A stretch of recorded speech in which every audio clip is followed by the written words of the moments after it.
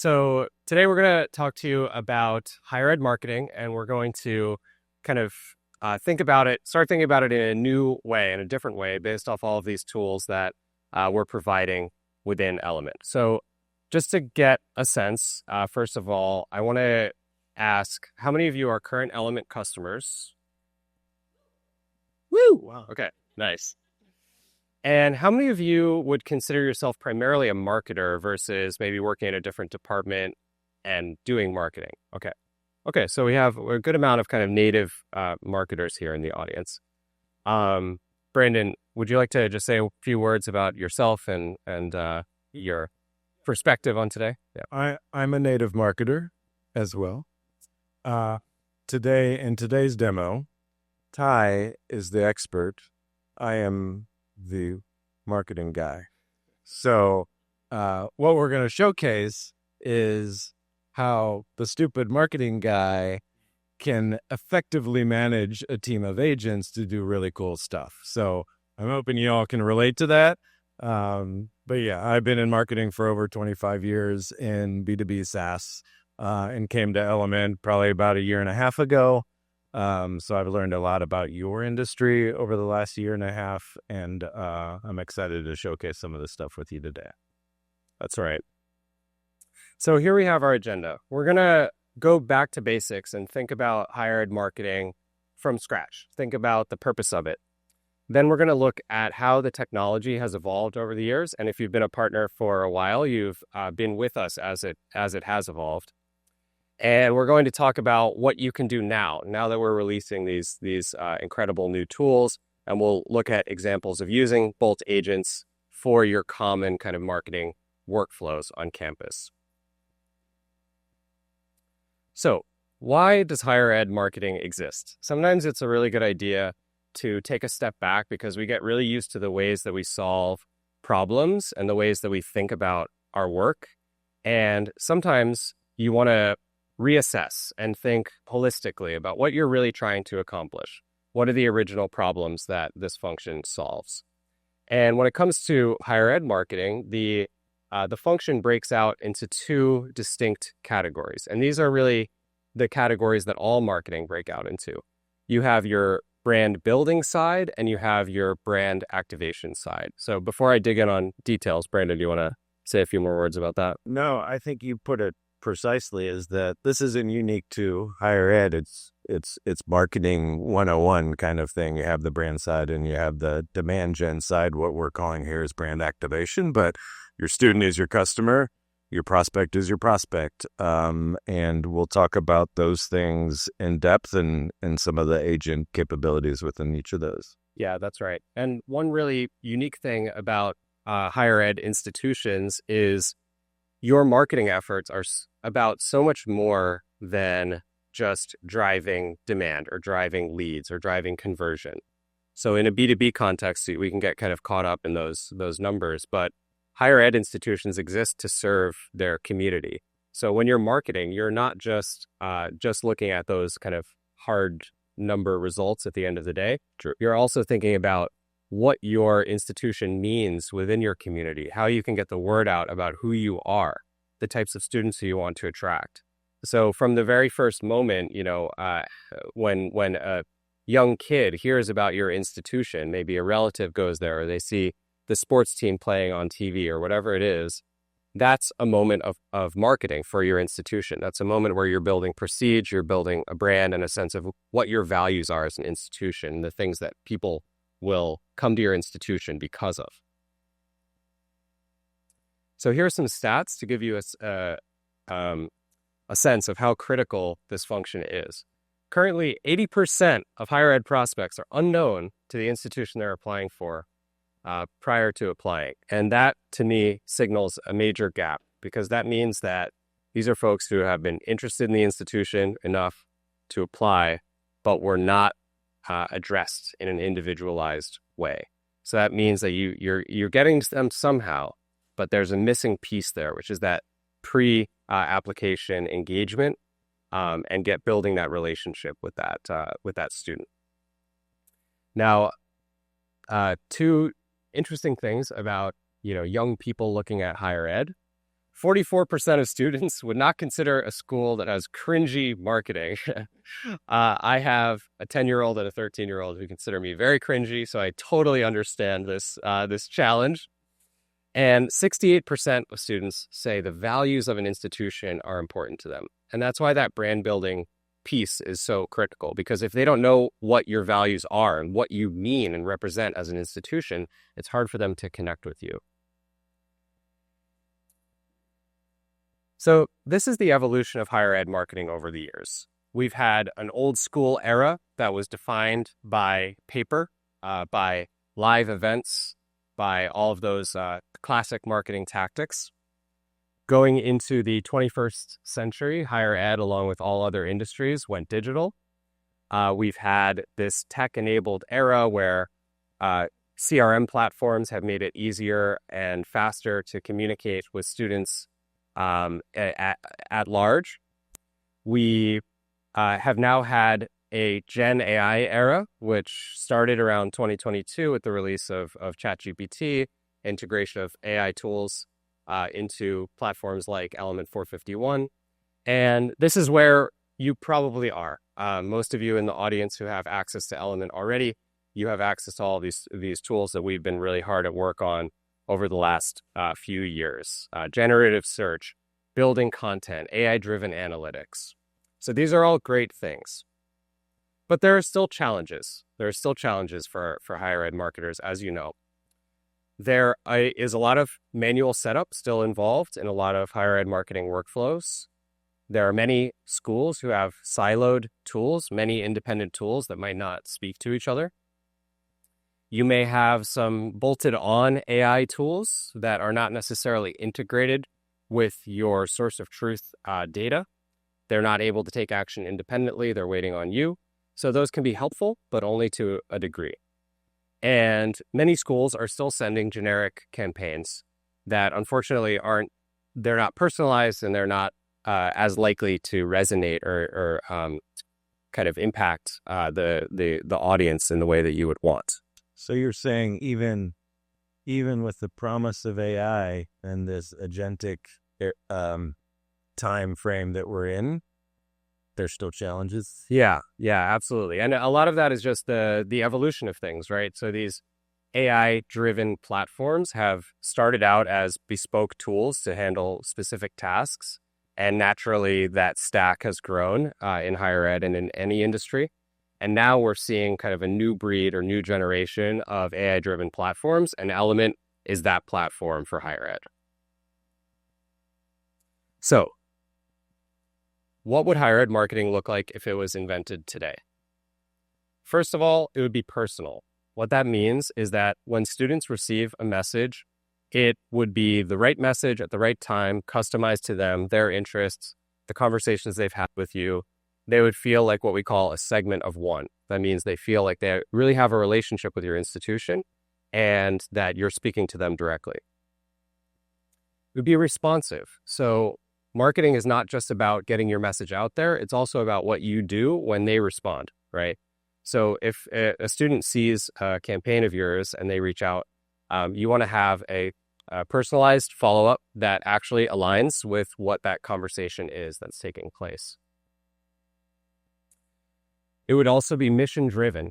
And what I mean by that is that the communication and everything that you put out as a marketer would be connected and centralized around the spirit of your institution. And it would be fulfilling. If higher ed marketing was invented today, it wouldn't involve long days clicking away, doing repetitive work. It would be focused on creativity. It would be focused on strategy, relationship building, the kind of stuff that you become a marketer because you want to do. You want to come up with that story and express it to the world. And so that's what we believe will define the agentic era of higher ed marketing. This goes beyond what we've seen from AI within the Gen AI era. With agents, you have independent AI that can work and create their own messages. You'll have a unified student graph that keeps track of all of that context, and proactive action taken by agents on your behalf. In the old era, you act and software supports you. In the new era, software is acting and you're leading that software. That's where we want to take you at Element. So these are the agents that we've created to support marketers like you. These are the agents that are within our marketing and engagement packages.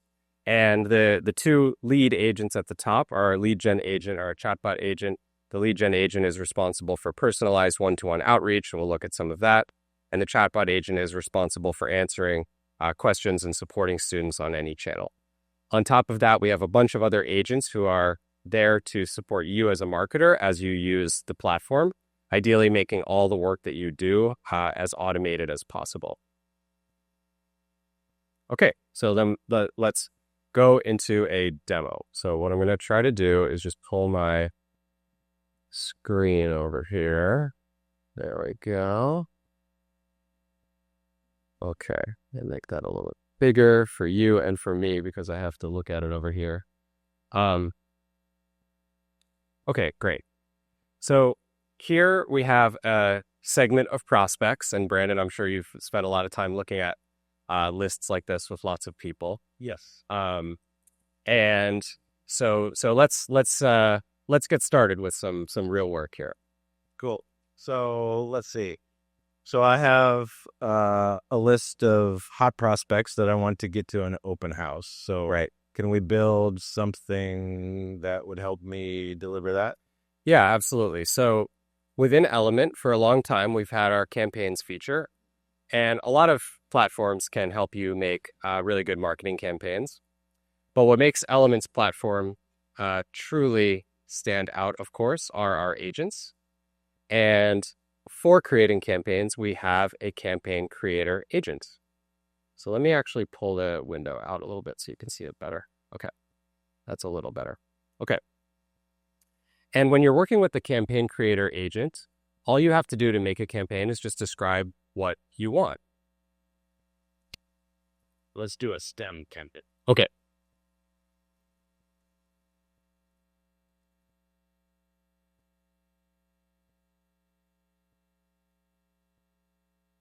And you can see the agent comes back with a initial outline. And often the initial outline we're going to be perfectly happy with and we could just roll with. We can also provide feedback to the agent as it goes. So here I'm going to pull in a follow-up prompt that I wrote. So you're clarifying the audience, the channel. Yep, that's right. So the agent, I forgot to note, the agent came back with a couple questions. It was wondering about, what we're trying to do with this campaign because it wants to build it out really intelligently. And you can see that once the agent has some time to think about it, it comes up with an outline of the campaign based off the prompt that I provided. So one other thing that we can do just to show that feedback side is we can add a communication here. Yeah. My prospects don't open a lot of emails. It'd be good if I give them another SMS. Sounds good. So we'll add one more SMS, and it's a little bit tight here because I zoomed in, but previously the outline involved 2 communications. Now it involves 3, and the agent's going to really think that through and make sure that all of the communications in the campaign are balanced.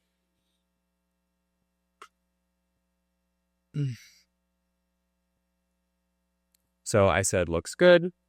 And you can see here the agent is going to get to work. First, it's going to write these communications, and then it's going to create them all within Element. So it's working now. It's building out the campaign. And the campaigns that are built are going to be based on higher ed best practices around delivery time and cadence and which channels to use and so on. Here we can see the finished campaign. I'll zoom out so you can get more of a sense. So this is an example of the kind of email that the campaign creator agent can write. And you can see it's really rich. It has a lot of good detail. It came up with this new illustration. Here's one of our SMSs. You can see that that full text here as a preview.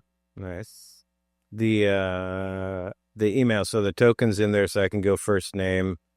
Can I personalize it even more? Yeah, exactly. So within the email, you can completely personalize it, and you can personalize it based off the audience, and you can also add tokens so that it pulls in data from the user's profile. But lots of different campaign products can do that. So, of course, with Element, there's an AI-first approach that we can use, and that's what we call AI blocks. And over here, it's getting cut off a little bit, but it says AI text prompt block. And the way this works is that this block within the email will be completely written by our AI technology when this campaign is sent, and it will be written customized for each individual person. So let me give you an example. So we can pull in my little prompt here. And within the AI prompt block, you can add those tokens. So you can actually tell the AI to base its answer off information from the person's actual profile. So I pulled in their intended major and their home city. I'll close out of there, and then I'll take a look at what that prompt block is. And at first, you'll see it just looks like kind of gobbledygook. But if I preview with a specific recipient, the system will actually... Oh, I lost my mouse. I apologize. There we go. The system will process that particular recipient, and then will write that paragraph just for them, so I can get a sense of the kind of content that it's going to write. And this is just one block that I threw in at the end just to show you quickly. But you can imagine you can build multiple of these blocks for different parts of a campaign, or you could write the entire email just with these AI blocks. And this goes beyond typical personalization, because it's not just replacing tokens or giving you different variations. It's actually writing that content for you. Yeah, this gets you to the segment of one, right? That's right. Yeah. So this is as if, you sat down and thought through exactly what you wanted to say to each person. So it's looking back in that context, interaction history, the last touch, all that information is infused in what? That's right. So whatever you pull in from those tokens, that AI block will be able to process and consider as it writes that response. Got it. Now, here's the event that we were promoting within that campaign. And the classic dilemma in marketing is, if you're able to send a campaign, you send it out, you hope for the best, you see your percentage of how many people opened or clicked, but often there's a lot more follow-up that needs to happen. And many marketers don't have great visibility over what's going on. So one thing that we offer are our Bolt agents. And I can show you an example here where we have a chatbot agent that is hooked up to the event webpage, which is our STEM program liaison, Cassandra. And we can type and text questions to Cassandra, but we can also speak to Cassandra. And I think you've seen this a couple times, probably most of you, but I'll still demonstrate because I want to show you how powerful this can be.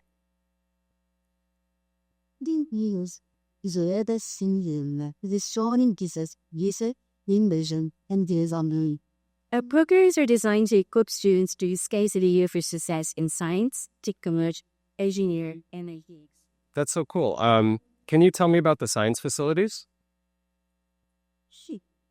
이 상지선 is a university, a senki, each will ramen management this. Cool. And do you have any STEM-related events coming up?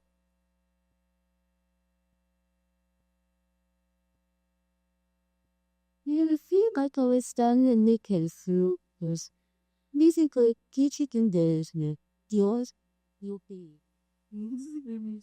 Thank you.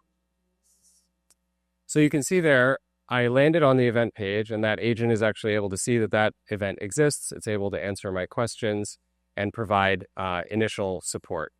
And that's really great. So you might have students who, click on that campaign, they land on this page, they have questions. We can serve them with an agent to give them good information about the school. But that won't necessarily solve every problem, right? So what do you want to try next? I would love to see if I can give an agent a job to help me to really convert people that are landing on the page and potentially interacting with the inbound agent to answer their questions, but not yet are saying, okay, I'm going to register. I got to get them to register. That's right. So a lot of the time, once you've sent that campaign, you've maybe you don't have a lot of next steps to take, right? And now with Element and our marketing agent team, you have the ability to create one-to-one outreach between a agent and a list of people that follows up on a campaign or replaces a campaign or comes into play anytime you're looking for a more personal touch. So here in our list of agents within Element, you can see Cassandra, the agent that we were just talking to. And Cassandra, all of her settings are over there. But one thing that we can do to go further is make a Bolt agent job. So I'm going to show you how that works really quickly. So let's make a job to promote our Future Innovators Day. All we have to do is pick Cassandra as the agent. And we can pick a couple different channels. But for the sake of this demo, I'll just pick phone. And here's where we set the goal of the job. So the goal specifies what the agent is going to try to accomplish. And in this case, what we're interested in is more signups for the Future Innovators Day. So we'll pick that specific event. And that's all we need to do to get started. So I'll hit create here. And here's the job. Now, before Cassandra can start, one last thing that we need to do is provide some instructions. So let me pull in my instructions here.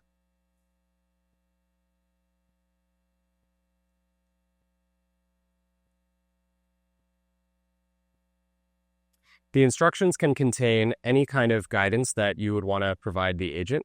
Usually all you need to do is just describe the work that you're trying to complete, just like you would to a human team member. Now, within this actions block, this is where we're able to define the different things that the agent is allowed to do in order to accomplish that goal. So one of the things that the agent's allowed to do is promote an event, which is exactly what we want to do. So we can pick our Future Innovators Day there, and we can add specific instructions for that action. So I'm adding specific instructions to give the student a call, ask them if they saw the invite, make sure they know that signups are ending. If they're not interested, we don't want to contact them again. We don't want to annoy people, but we do want to reach out one last time, just make sure that we get as many people as we can to the event. Now, over here in the people list, you can add people manually, or you can use what we call a trigger, which automatically enrolls people into this job based on whether they're in a segment. So, or other things as well. So, for example, you could target people who landed on that event page but didn't sign up. So you could build a segment of those folks, and then you could design a job to reach out to those people. Here for this example, I'll just add myself.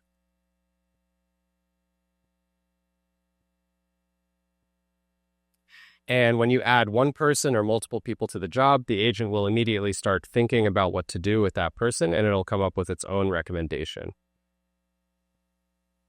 So you can see here the agent is thinking, it's going to look at my entire profile, and it's going to come up with an action that it wants to take. Now, you'll see here the status has changed to approval needed. And what that means is that the agent wants approval from me before it goes ahead and takes that action.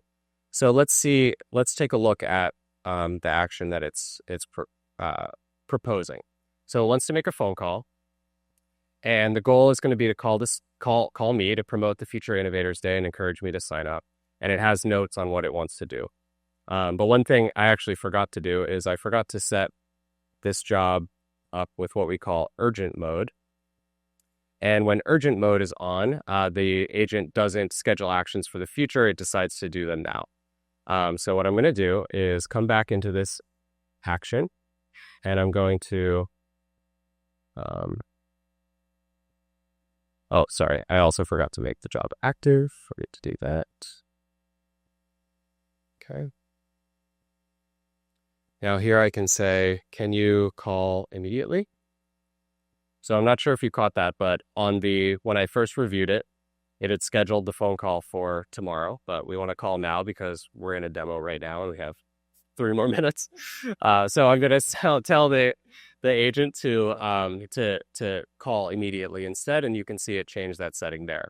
But you can provide whatever kind of feedback you may have to the agent, and you can set the job up so that the agent is able to operate completely independently, or you can set it up so that it has to ask you for permission before it does anything or anything in between, right? So that depends on your comfort level as a marketer and what you're willing to have the agent do on its own. So I'll approve that action, and as soon as I approve, the agent will start to take action and should give me a phone call soon. Can you go back to that reasoning page while you're waiting for the phone call? I think that's super interesting in that it gives you an understanding of the rationale on the outreach. You're a suspect in the funnel stage. You have a lurker engagement level. And therefore, these are the things that probably will work best with you. Yeah, that's right. That takes a little... It seems less of a black box because it gives you some rationale for why it's making that decision. Yeah, that's right. That's right. And another key aspect is that when an agent is conducting a job, it's going to be working entirely within the Element platform. So as you get, if you're new to Element, you'll start to learn this great. If you use Element, you're here all the time. This is our conversations view. This is where you all as staff members send messages to students. This is also where agents operate. So everything that they can do, you can see here.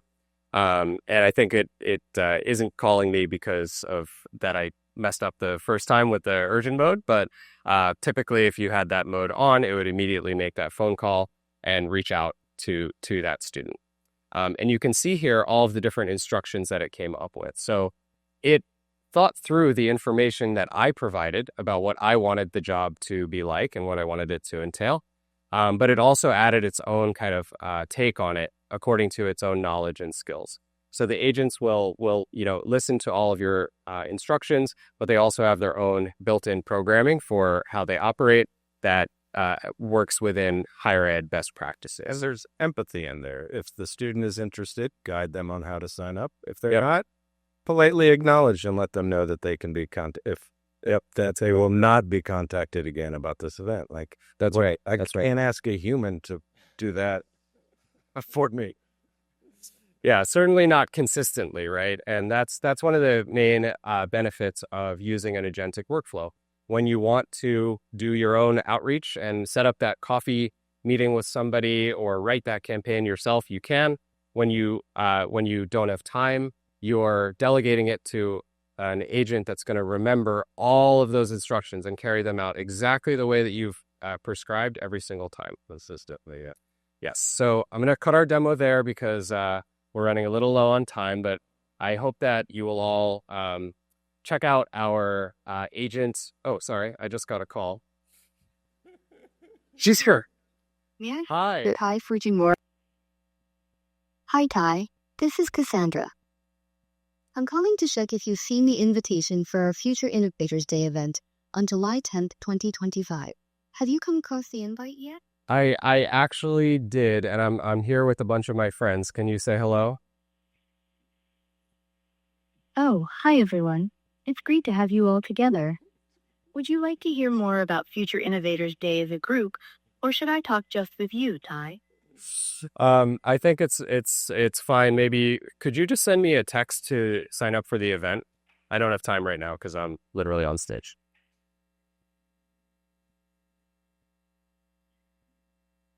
All right, Ty.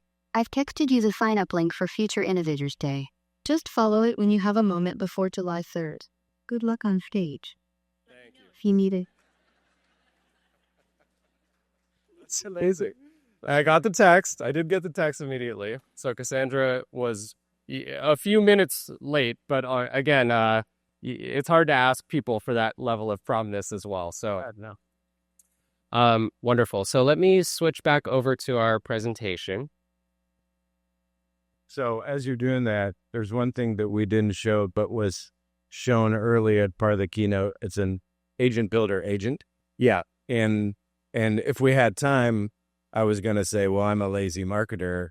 That looks super easy to do, but can somebody do that for me? And it can't. It can. So Yeah. you can essentially prompt with an agent builder, and it'll take you through the process of building Cassandra's job. Yeah. And deploying Cassandra against that. That's right. That's right. So we've tried to make it as easy as just describing what you want, and we have a whole system that will even build these jobs and these agents on your behalf. So if it sounds scary, it's not. You saw me set up a job in just a few minutes. Yeah. But it can be even easier with those agents as well. So we'll just close on this with going back to those higher ed marketing first principles.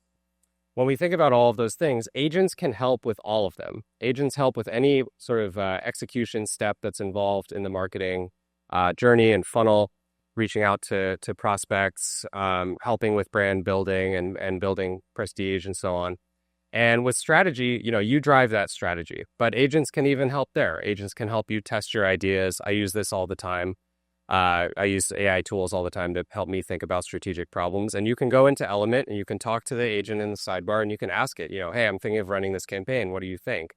So at Element, we're providing a full suite of agents to assist and augment you in your marketing journey as you try to accomplish your goals. We're really excited to put this into all of your hands and see what you come up with it. And with that, I will just say thank you very much. And we're very grateful for your time today. If anybody has any questions, we have 5 minutes. We got a couple of questions, but round of applause, please. How cool is that? Yeah, great. Yes, go ahead.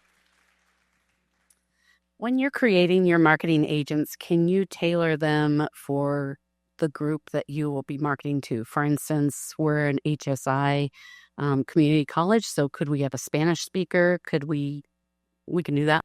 Yeah. So within the job, you can explain exactly what those types of parameters may be, and all the communications that are written will follow your guidelines. And Spanish, currently the voice mode, so phone calling, the default is English, but we have an experimental language mode that supports a multitude of languages, and we're going to have full support for Spanish in the default model very soon as well. So people will be able to speak Spanish within the live chat, like I showed, or receive phone calls in Spanish as well. That one right here. Hello. So this is a specific question about the voice chat bot kind of thing. So we saw that Cassandra reacted to you being on stage. Is there, my concern was with that, is that hypothetically if a student or someone could prompt the AI to say something that is not representative of your brand. So is there mechanisms in place to stop that? Yeah, so we have guardrails in place to prevent the agent from saying certain types of things. It seems like that particular question was in the space that we allow the agent to speak. But if you say something completely inappropriate to the agent will say, I'm sorry, I can't, comment on that. So it has those guardrails in place. And we also, one other thing to mention is we have content monitoring and filtering within the platform. So if a student does send a message that's flagged as hate speech or is related to drugs or alcohol or something like that, you actually can see a little alert within the conversations interface, so you can see when those types of incidents are happening and you can respond appropriately. Mine's an extension of that, which is I noticed that you were very kind in your responses. If people are not kind, not necessarily hate speech, but it's very clear a human would recognize, this person is frustrated and does not want to be called. Is there anything in there that the AI would put in notation or in some way say, this is not a good idea to call back or to continue a conversation or unsubscribe or those things? Yeah. So there's two sides to that. So firstly, we do have sentiment analysis within the platform, so the agents can tell when someone sounds, frustrated or angry or whatnot. The agents do their best to answer in a clear and professional manner, even when they're being spoken to rudely. I have a habit of being polite to everyone, including agents, so I try my best. But yeah, the other aspect with the moderation is currently I don't believe that the agent job logic takes sentiment into account, but that's a great idea and something that we should do. So you just gave me an idea, and hopefully we can integrate that within the platform soon as well. Always be polite to the Robux friends. You never know. Did you guys have Never a question? know. Yeah. Hey Ty, I have two questions actually. I don't think I've followed along. How are students triggered to the Bull agent for campaigns? You just said that we could add them manually or they could be triggered, but how? Yes. Are you referring to like the first example with the email campaign or the job example? The jobs, the Bull Okay. agent. Sorry, I must have glossed over that part. So there's two ways. You can set up a trigger, and a trigger will be connected to some sort of event. So that means that when the student completes that event, they'll automatically be enrolled in that job. You can also add people manually. So if you have a segment of prospects you're trying to reach out to, you can just add them and that's it. But you'll usually be using triggers. So another good example, like related to that event, is let's say you wanted to follow up with everybody who attended the event. You can make a trigger that automatically enrolls them in a job where an agent is responsible for following up and saying, thank you for coming to our event. And that's just the start of the triggers. We have application related triggers and form triggers and all the rest. So does that answer the question? Yeah, now that I know how to do triggers. And then the second one, I see that you had to approve a lot of the jobs, but something was mentioned earlier today that sometimes there's a larger segment and you may not want to approve all of the jobs. So like, how does that work? Like approving versus not approving? Yeah, exactly. So what we've done is we've given you as the admin full control over how approvals work. So by default, the agent will not take any action without being specifically approved, but there's a little toggle for self-approval. And when you allow self-approval, that means the agent will be able to take action on its own. You can also add self-approval guidelines. So you can tell the agent, you're allowed to self-approve, but only self-approve if it's a text message. Don't self-approve a phone call because I want to monitor, I want to approve any phone calls you make before you make them. So you can set up your own kind of rule set. And just like working with a human teammate, it's just about how you define that process and what you're comfortable with and what you're not. Will the system very similar like unsubscribe SMS, unsubscribe email? Is it going to do the same for the robocall? So with the robocall, I need to look in. We have to do that one way or the other. So if not, yes. But yeah, we have a pretty advanced system for unsubscribing and opting people out. So to avoid contacting them if they say they don't want to be contacted. Yeah, that's right. Great questions. Round of applause for Ty and Brandon as we wrap it up. Thank you.